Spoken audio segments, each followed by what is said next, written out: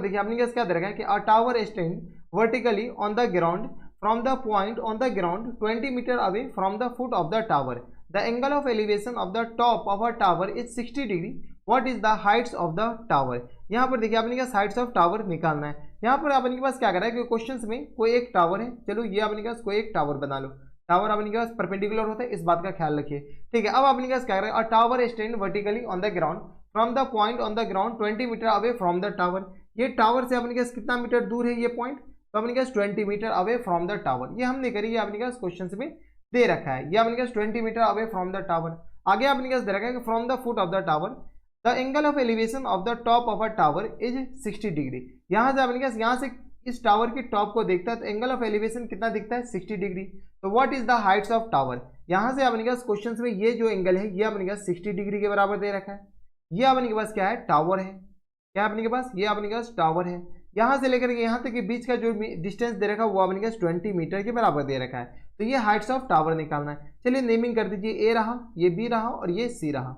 यहाँ पर अपने पास मान लेते हैं let the heights of tower, let the heights of tower, heights of tower किसके बराबर, हाइट्स ऑफ टावर बी किसके बराबर मान लीजिए, heights of tower B B C equal to H के बराबर मान लेते हैं। यहाँ से अपने पास हाइट्स ऑफ टावर किस तरह हो जाएंगे, एच के बराबर, हाँ या ना, किसी को कोई इतराज नहीं होनी चाहिए, ये अपने के किस आ जाएंगे, एच के बराबर।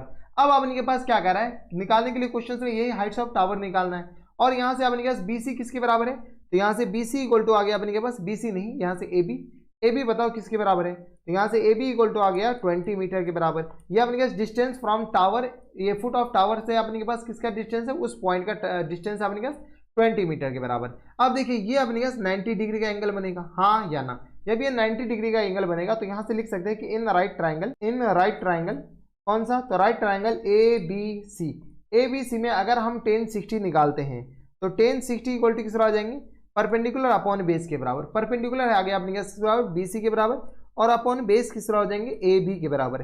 tan 30 अपने किस आ जाएंगे, tan 30 नहीं बल्कि tan 60, बोल रहे हैं 60 लिख रहे हैं 30, तो tan 60 अपने किस आ जाएंगे, परपेंडिकुलर अपॉन बेस के बराबर। परपेंडिकुलर tan 60 का वैल्यू अपने पास √3 के बराबर होता है। बी सी आ गया अपने पास एच के बराबर, और ए बी अपने पास बराबर है 20 के बराबर।